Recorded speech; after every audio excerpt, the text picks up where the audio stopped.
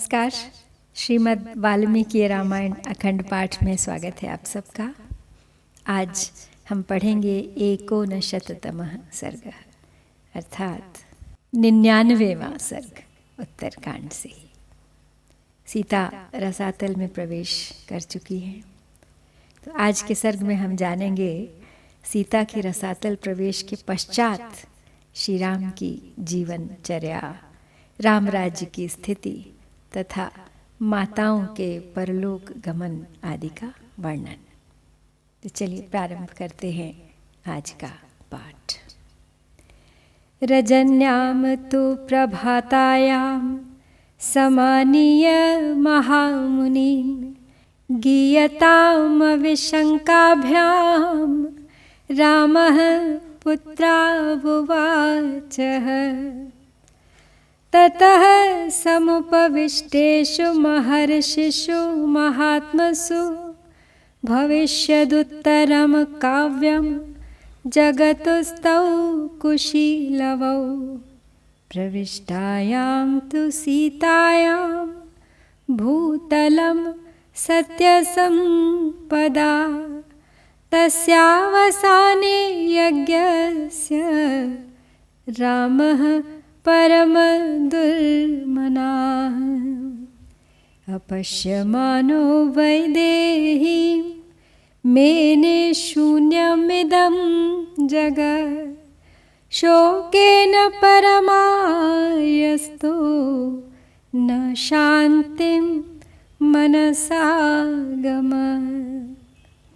विसृज्य पार्थिवान् सर्वान् ऋक्षवानरराक्षसान् जनौघं विप्रमुख्यानां वित्तपूर्वं विसृज्य च।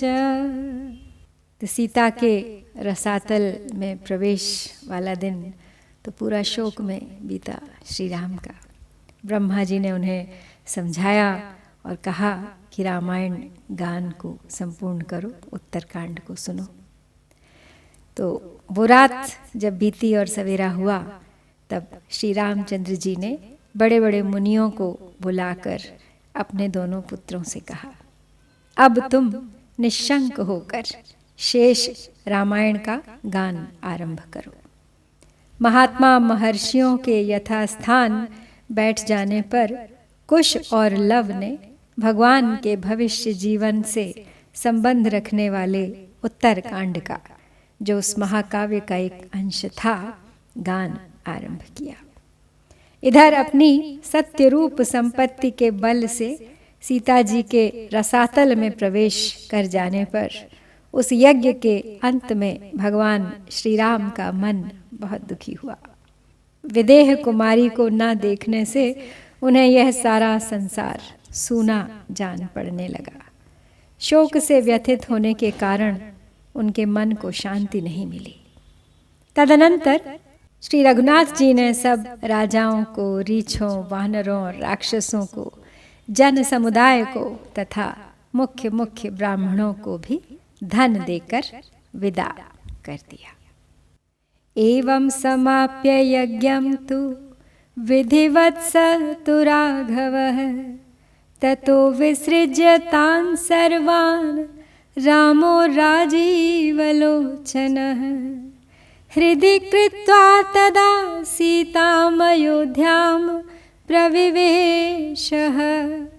इष्टयज्ञो नरपतिः पुत्रद्वयसमन्वितः। न सीतायाः परां भार्यां वव्रे स रघुनन्दनः। यज्ञे यज्ञे च पत्न्यर्थं जानकी काञ्चनी अभवत्। 10 वर्षसहस्राणि वाजिमेधानथा करोत्। वाजपेयान् 10 गुणांस्तथा बहु सुवर्णकान्। अग्निष्टोमातिरात्राभ्यां गोसवैश्च महाधनैः। ईजे क्रतुभिरन्यैश्च स श्रीमानाप्तदक्षिणैः। इस प्रकार अब विधि पूर्वक यज्ञ को समाप्त करके कमल नयन श्री राम ने उस समय सीता का मन ही मन स्मरण करते हुए अयोध्या में प्रवेश किया। यज्ञ पूरा करके रघुकुल नंदन राजा श्री राम अपने दोनों पुत्रों के साथ रहने लगे। उन्होंने सीता के सिवा दूसरी किसी स्त्री से विवाह नहीं किया। प्रत्येक यज्ञ में जब जब धर्मपत्नी की आवश्यकता होती, श्री रघुनाथ जी सीता जी की स्वर्णमयी प्रतिमा बनवा लिया करते थे। उन्होंने 10,000 वर्षों तक यज्ञ किए।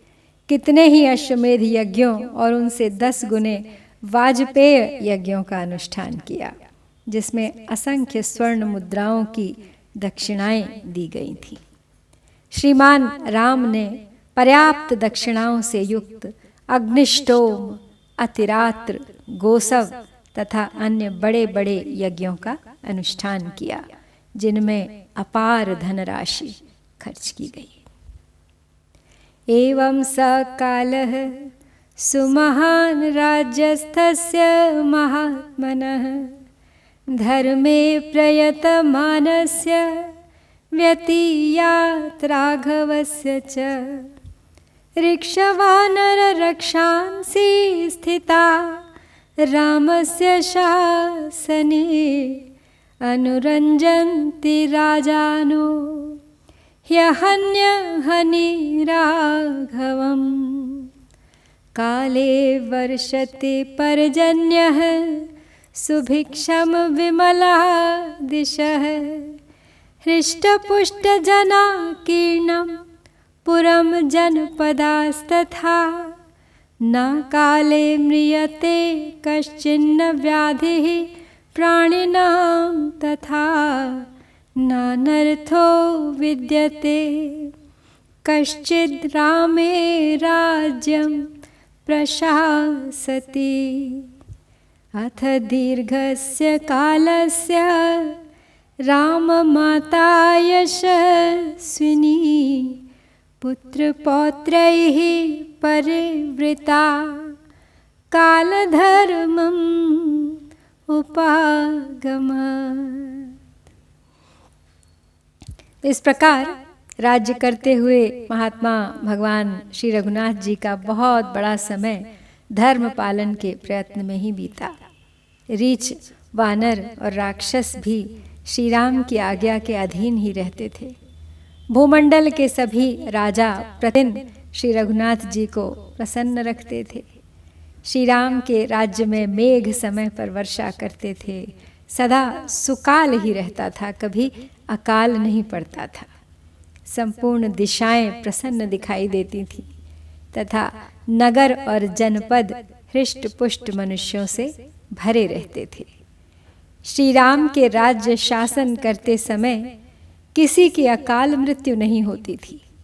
प्राणियों को कोई रोग नहीं सताता था और संसार में कोई उपद्रव खड़ा नहीं होता था। इसके बाद दीर्घ काल व्यतीत होने पर पुत्र पौत्रों से घिरी हुई परम यशस्विनी श्री राम माता कौसल्या काल धर्म को, मृत्यु को प्राप्त हुई। अन्वियाय सुमित्रा च कैकेयी च यशस्विनी धर्मं कृत्वा बहुविधं त्रिदेवे पर्यवस्थिता सर्वाः प्रमुदिताः स्वर्गे राज्ञा दशरथेन च समागता महाभागाः सर्वधर्मं चलेभिरे तासां रामो महादानं काले काले प्रयच्छति मातॄणां विशेषेण ब्राह्मणेषु तपस्विषु पित्र्याणि ब्रह्मरत्नानि यज्ञान् परमदुस्तरान् चकार रामो धर्मान् पितृदेवान् विवर्धयन् एवं वर्षसहस्राणि बहून्यथ ययुः सुखं यज्ञैर्बहुविधं धर्मं वर्धयानस्य सर्वदा। माँ कौशल्या मृत्यु को प्राप्त हो चुकी हैं। तदुपरांत सुमित्रा और यशस्विनी कैकेयी ने भी उन्हीं के पथ का अनुसरण किया। ये सभी रानियां जीवन काल में नाना प्रकार के धर्म करके अंत में साकेत धाम को प्राप्त हुईं और बड़ी प्रसन्नता के साथ वहाँ राजा दशरथ से मिली। उन महाभागा रानियों को सब धर्मों का पूरा पूरा फल प्राप्त हुआ। श्री रघुनाथ जी समय समय पर अपनी सभी माताओं के निमित्त बिना किसी भेदभाव के तपस्वी ब्राह्मणों को बड़े बड़े दान दिया करते थे। धर्मात्मा श्री राम श्राद्ध में उपयोगी उत्तमोत्तम वस्तुएं ब्राह्मणों को देते तथा पितरों और देवताओं को संतुष्ट करने के लिए बड़े बड़े दुस्तर यज्ञों, पिंडात्मक पितृ यज्ञों का अनुष्ठान किया करते थे। इस प्रकार यज्ञों के द्वारा सर्वदा विविध धर्मों का पालन करते हुए श्री रघुनाथ जी के कई हजार वर्ष सुखपूर्वक बीत गए। तो इस प्रकार राम राज्य के इस वर्णन के साथ हम श्री वाल्मीकि निर्मित आर्ष रामायण आदि काव्य के उत्तरकांड में 99वां सर्ग पूरा करते हैं। इत्यार्षे श्रीमद् रामायणे वाल्मीकिये आदि काव्ये उत्तरकांडे 59तमः सर्गः। ओम श्री सीतारामचंद्राभ्यां नमः।